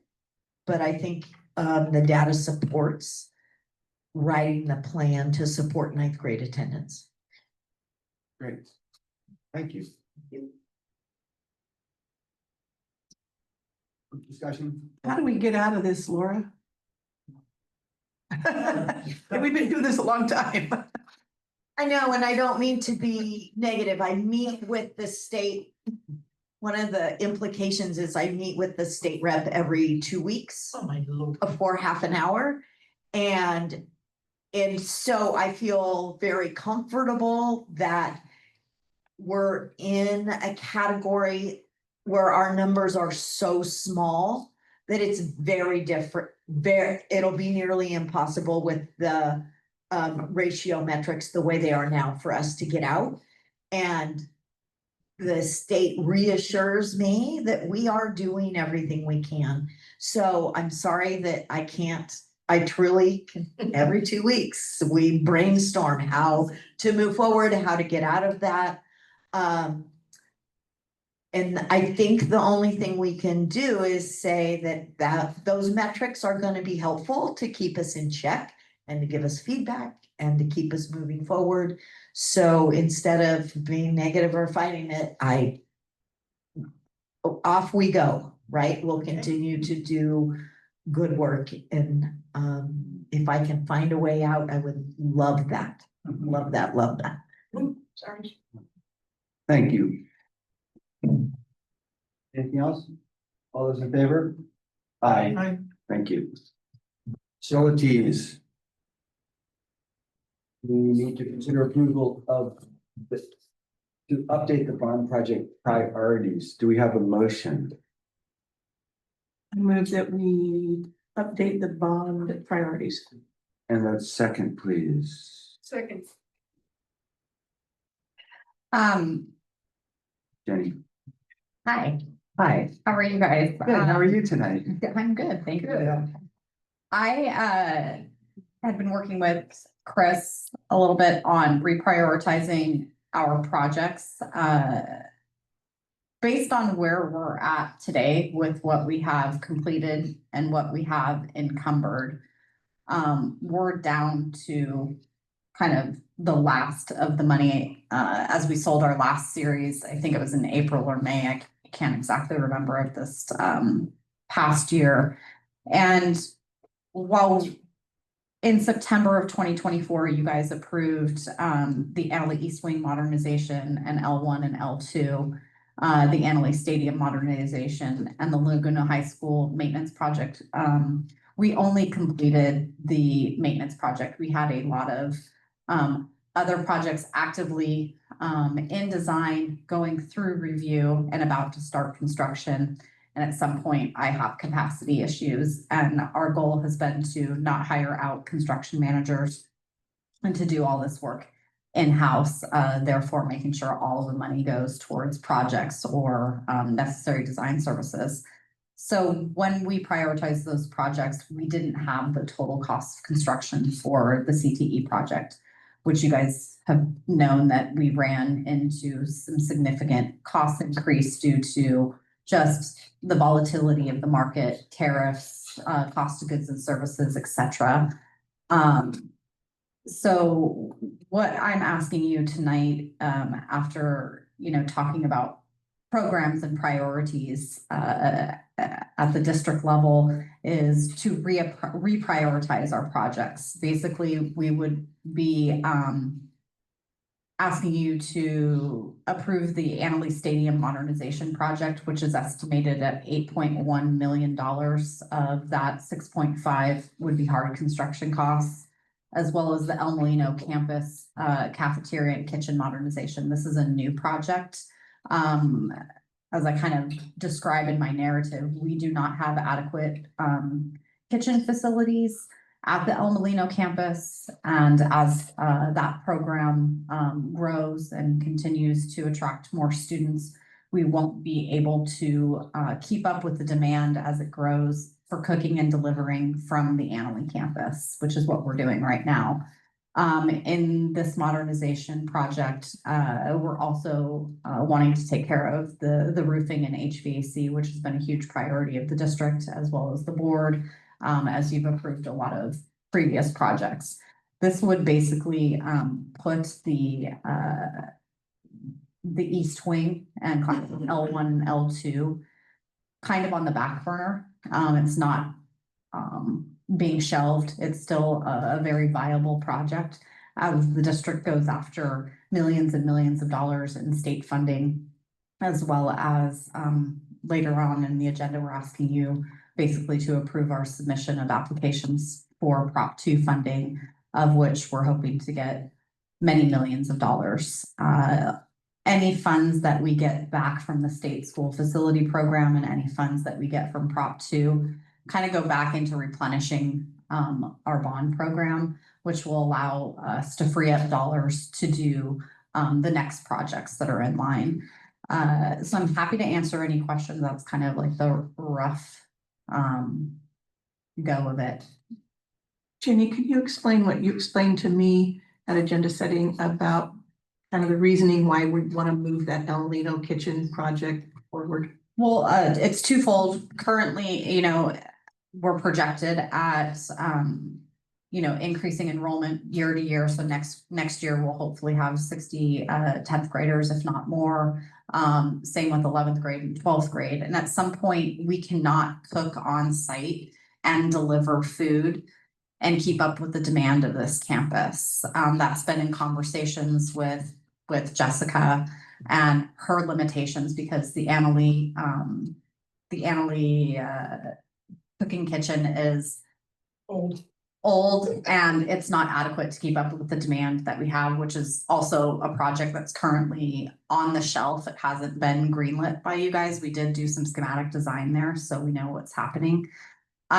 When that project is able to be viable, it will take us longer than a summer to complete the Annalee cafeteria and kitchen project. And so we're going to need an alternative kitchen to cook in order to meet the demands and the needs of the students on this campus. So it's kind of a twofold thing. We're going to need a second kitchen eventually. And this is putting a need in queue for us to do, and we have the funding for it. Even if we had taken all the money that we have left, I fear that we wouldn't have enough to do the East Wing and L1 and L2 as it stands. So this allows us to proceed forward with 2 projects that are of a priority, and we'll have approximately $6 million, depending on where things land, left over in unallocated funds. Thank you. So the Annalee Stadium modernization, at one point in here, it says 5.5 million, and somewhere else it said 8.1. What is that difference in? I'm not sure where you're Right, seeing. so Well, when we originally brought it to the board back in September 2004, that project was estimated at $5.5 million. now it's gone up to 8.1. No, I was showing you just the hard cost. That's why I showed both on there. So that 5.5 was just the hard construction. Becomes 6.5. So now it's gone up $1 million. That's where the escalation is. What's the scope of work? What's a summary of the scope of work? We would basically, we have to, it's called a recarpeting of the turf.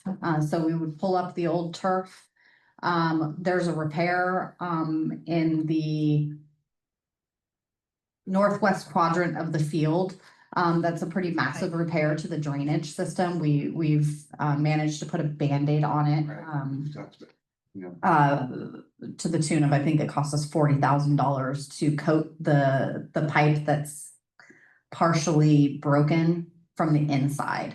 And it's holding up really well. We've been paying attention to that, but we're going to have to dig that up and replace it, which means that we have to redo the subgrade. We'll put the new carpet back on. We're gonna have to redo a portion of the track and likely pull the track back down to its substrate surface, put in a whole new track. Because you can kind of start to see where it's degrading. Rubber's graining. Exactly, and it's a replacement of the bleachers on the northern side. As well as some amphitheater seating that we've VE'd out of the project for the original stadium. That's built into kind of the little hill that you see there. It's kind of just a lot of landscape that we have to keep up with, but that ultimately ends up being weeds. So that was supposed to be a built-in amphitheater there that could also be doubled as a cool teaching location.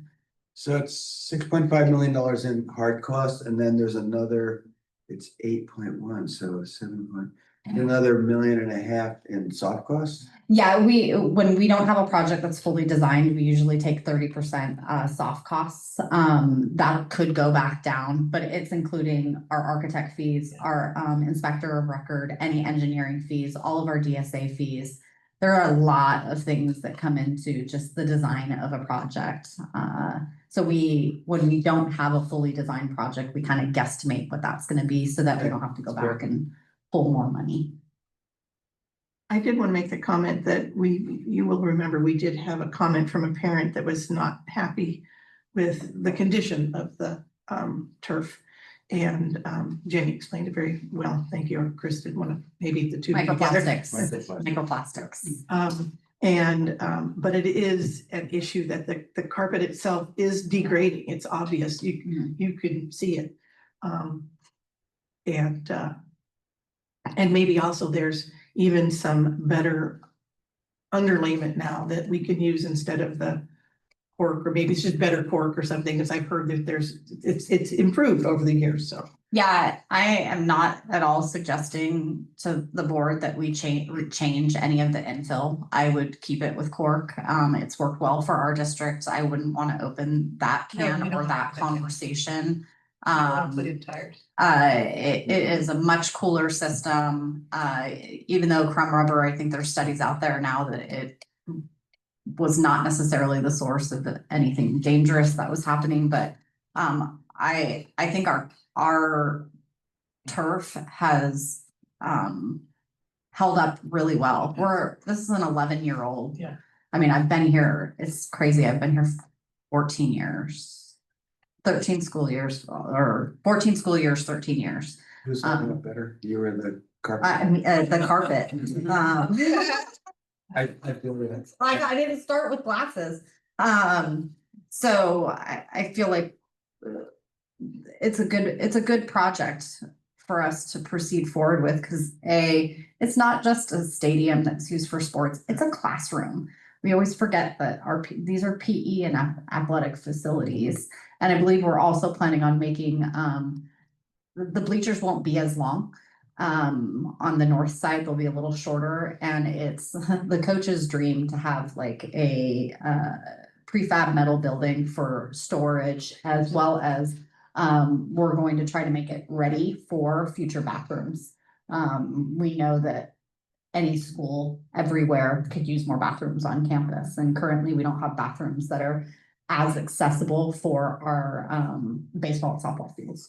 So With a long walk. what I see if I understand what you're proposing, that we take the $16 million East Wing project and put it in mothballs for a while and go ahead and proceed with the Amalie Stadium and the kitchen project that. I'm just asking for you to shuffle projects, so But that would that's- kind of go next in line. Is that That is a accurate. statement of what you're proposing? Okay, that's helpful. The one thing about the Amelino Kitchen too is that it's a community resource in times of trouble. If we have an earthquake or who knows what bad things could happen, it would be really good to have a large new industrial kitchen in an expanded community where we could feed people. So I think that's a other benefit. So, any other questions or discussion? Sean, you still with it? That is a good point. I like that. Yeah. So is it the plan to cook out of that for students?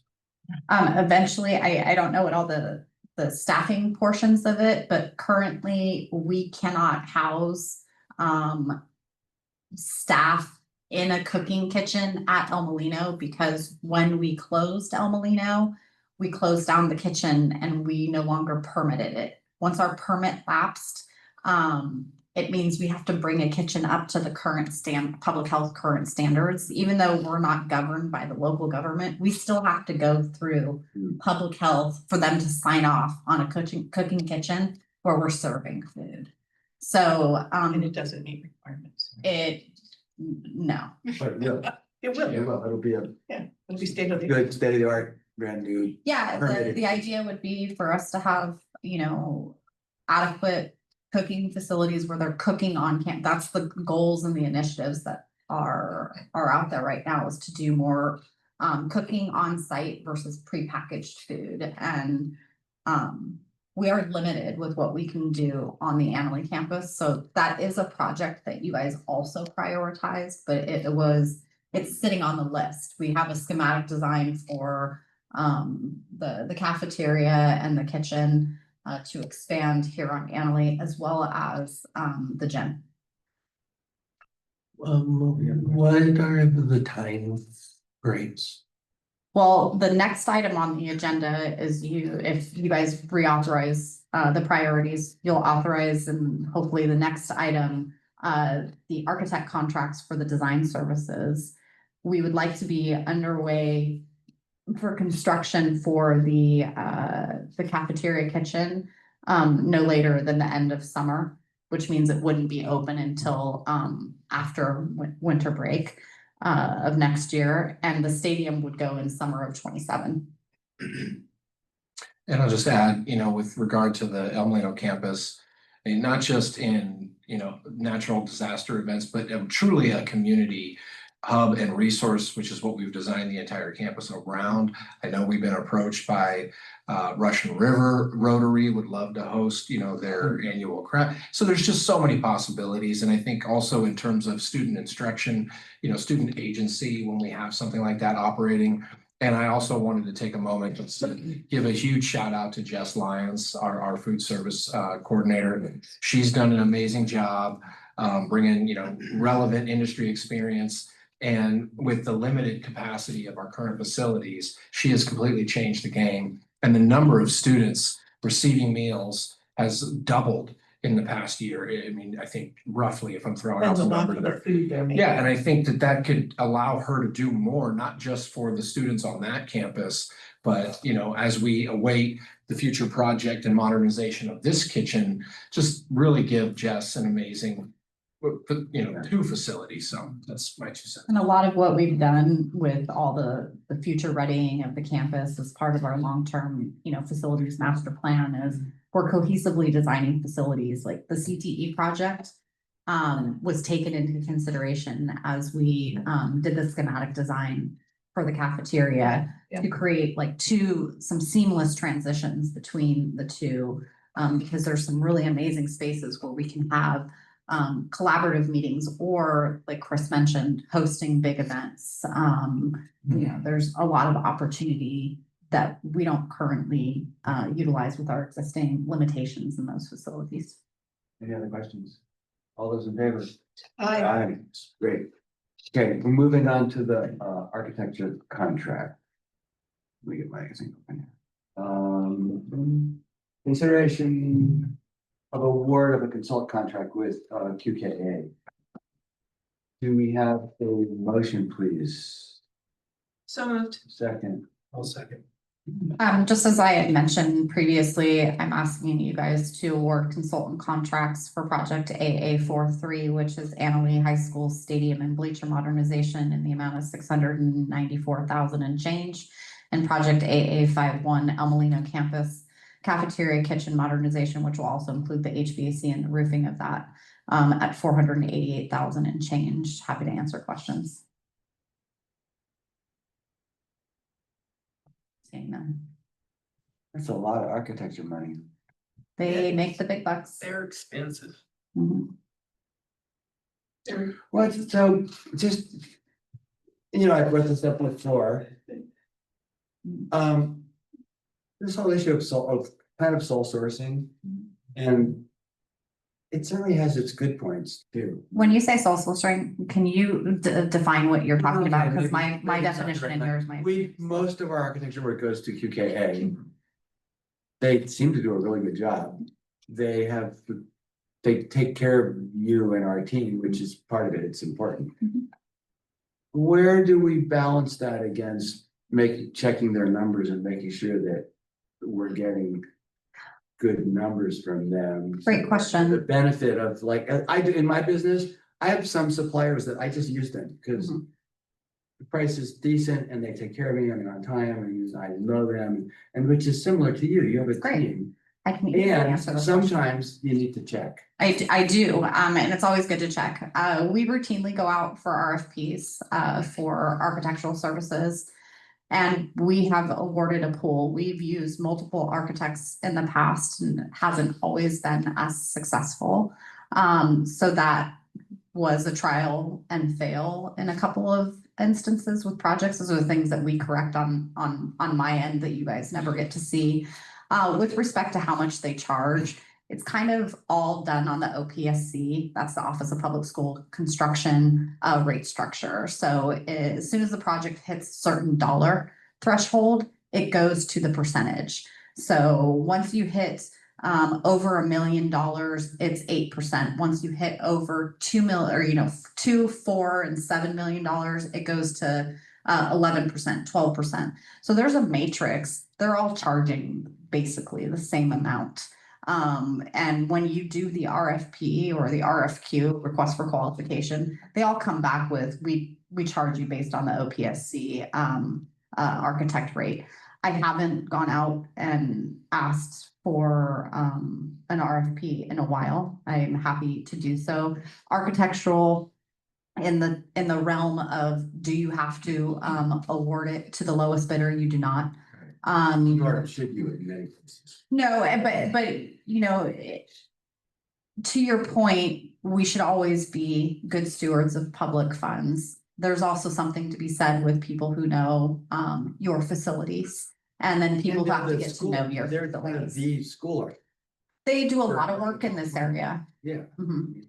Well, specialized in schools to the extent that they do. Well, our pool currently consists of Axia Architects, Strata, who we've used on 6 different projects, as well as TLCD. Basically, the big 4 is who we're currently working with. But I found a lot of success with QKA, and I'm firmly believe in good people and good projects, and a good tight-knit team. We also use the same design team. So the design team is the same structural, the same mechanical, the same electrical. So there's continuity. And there's something to be said for that continuity. Definitely agree. Great question. I'm happy to. guess that it costs us 5 or 10% by using the same team, because they know they're probably gonna get it. I could also argue that 5 or 10% is worth it. I could definitely, You know when what I'm saying? we do like lease back contracts, in the industry, it's called guaranteed maximum price. We kind of joke around in the industry over here, it's guaranteed maximum profit, but the amount of hiccups and stuff that I'm dealing with on a day-to-day basis with our construction project over here is very minor compared to when you're going out for a design bid build, which is a low bid contractor. So the proof is in the pudding. The district has worked with QKA for about 24 years. When I came into this district 14 years ago, they were working with them exclusively. We have gone out for 2 different RFPs during my time frame, and they our legal likes to say go out every 5 to 6 years, and we're due. All right, when you understand the nature of the, you understand where the question comes from. Yeah. So I'm not. You're asking good questions. Not doubting. So if it's 5 or 10% of $1 million, it's $50,000 or $100,000, and in return, we're getting a smooth flow. A lot of work. continuity, yeah.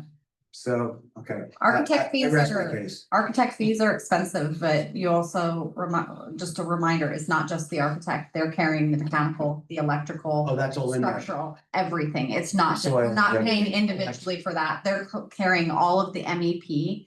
Mhm. As well as for like the stadium project, they're carrying the landscape architect. And structural, Structural, mechanical, electrical, civil, landscape. all right, I'll shut up. Thank you, sorry, I just. The only thing they're not carrying is geotechnical, which is something that the district hires direct. So that's for any earthwork that we're doing. Soils engineer. As soils engineers, as well as any special testing, we're required to do that. So anytime you have a project, you have to have a special testing. then you have to have a testing firm, you have to have an inspector of record, you have to have all these people. Right. It's a team. We meet It's on like- Thursdays at 9. There is also one of these as well has a discount because they've done some work on a past contract.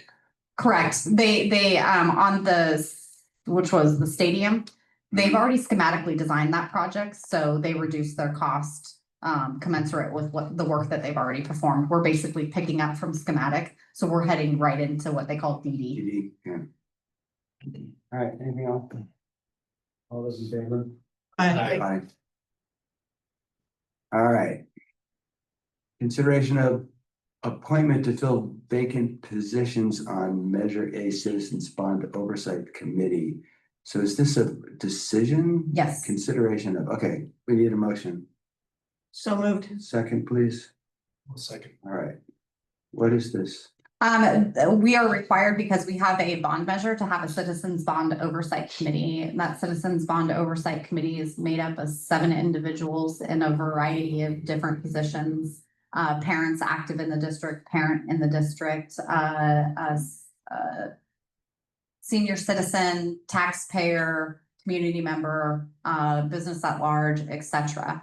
We've had 2 resignations from Jennifer Estrella and Stephen Owens, who were both parents of children in the district, and we thank them for their service on our committee. I put out a request with the help of Jessica here, making me a cool little graphic, which I really think is what did it. And I sent it out 2 different times. We got 5 applications, which is like, I just want to let you know, it's unheard of.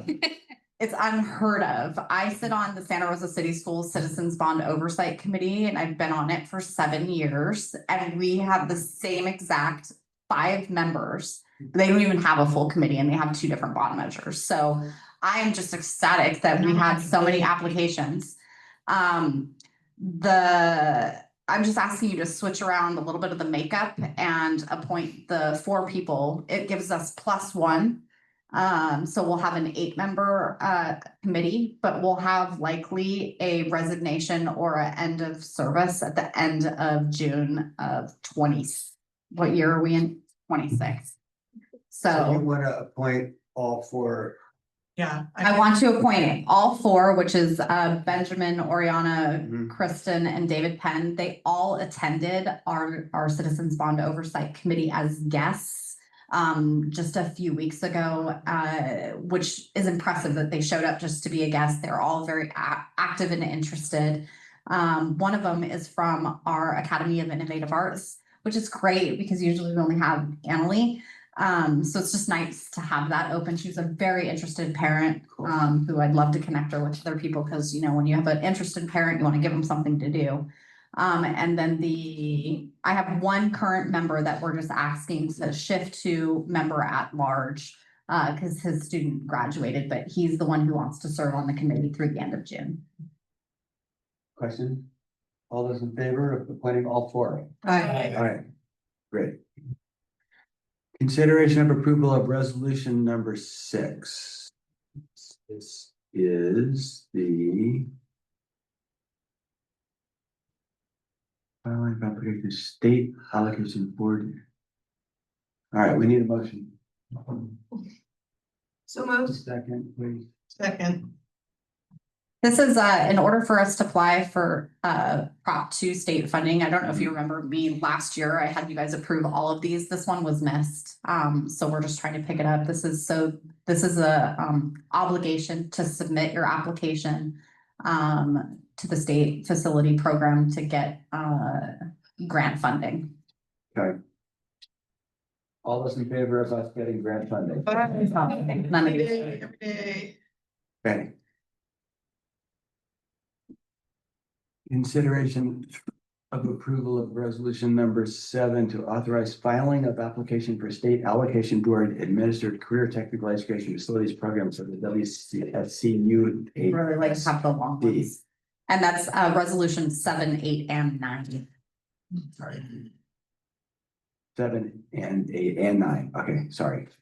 We need a motion. So moved. Second. Second. Okay, is there anything to discuss? So these are resolutions specifically for Proposition 2 funding. We are applying, we're asking you to approve all 3 resolutions. Right now, we're in the process of completing 2 of the applications, applications for 7 and 8. I just want to give an opportunity and a shout out to Heidi. Heidi and I have been working on this for 4 months. It is not a small undertaking. There are so many layers and complexities to the grant and a lot of duplication, repeating yourself. And we have been meeting every other week with King Consulting, and she has done the bulk of work. It is 90% educational and 10% all the things that I have to fill in. And I'm so grateful for her, and I'm really excited about the opportunity to bring money to our district. This is $6 million. It's $3 million per pathway. We really felt strongly, and I've spoken with Chris about this quite a bit, that the agricultural and natural resources is going to be a very strong application, as is the hospitality, tourism, recreation. And we think the manufacturing and product development could also be a strong application. We're not sure it's going to be as strong for this round. There is multiple rounds of funding, and so we want to put our best foot forward, and we feel that those 2 projects are the best to present currently. Plus, it's a tremendous amount of work to compile these grants, and we will be submitting it. We have 2 dates for submission, which was the 22nd and then the 23rd. We want to submit well in advance of the December 1st deadline. So this is your obligation. In order for us to submit these, we need to get your approval to submit them. Awesome, thank you, thank you. The one thing I'll say is it's per sector, not pathway. Sorry. Because there's 4 pathways in ag, it's by sector, so the ag and natural sector. And that's why I'm not in ed services. You're right. All those in favor of us getting money? Okay, All day. Measure A bond and budget updates. We're actively constructing the CTE building, and I have nothing else to report. Okay, thank you, excellent, Jenny. Business services. Business service, consideration of approval developer fee allocation agreement with Oak Grove. So we need a motion. So moved. I'll second. All right, so after approving the developer fee justification study back in February, we need to work with our elementary districts, since we share territories in common. And with 5 districts that's actually currently collect developer fees, Gravestein, Harmony, Monte Rio, Oak Grove, and Sebastopol, you need to enter into these agreements to where there's a max of the 517 that can be collected within that jurisdiction. Our max that we charge is 347. And so this agreement currently based off of the high school district having 4 out of the 13 grades currently. We'd have a split of 31% of the developer fees being able to be collected by the high school district, and 69% of our allocation would then be collected by the elementary school district. So we have to have this agreement in place, and then the other districts will also be having similar agreements come forward. Monte Rio actually said they are putting theirs on the agenda for next week. So we'll have that in December, and then as the other ones come through. So that's just how we will share the developer fees within a common jurisdiction. Thank you. Questions? All those in favor? Aye. Aye. Future meeting dates have been determined. Human resources. Oh, sorry. Sorry, Dan. I was waiting for that huge crowd to materialize. It hasn't happened yet. Oh, my bad. Okay, approval. Do we have a motion? So moved. And a second. Second. Dan. So real quickly, this is an MOU between the district and WSCTA regarding Article 11 of the collective bargaining agreement. That authorizes us to pull together a committee made up of equal members of the district and the bargaining unit to discuss evaluation tools. There's an interest on the part of both sides to look at the specialists, as we call them, specialist positions specifically. So school psychs, school nurses, speech and language therapists, and the guidance counselors. The article only allows currently 8 members, 4 and 4. Because the counseling positions at the 2 school sites are so different, there's interest in being able to include a counselor from each of the school sites, which would mean we would need to have 5 and 5. So we're asking for you to approve the MOU that would expand the number to serve on the committee from 8 to 10. Got it. Well explained. Questions? All those in favor? Aye. 5 and 5.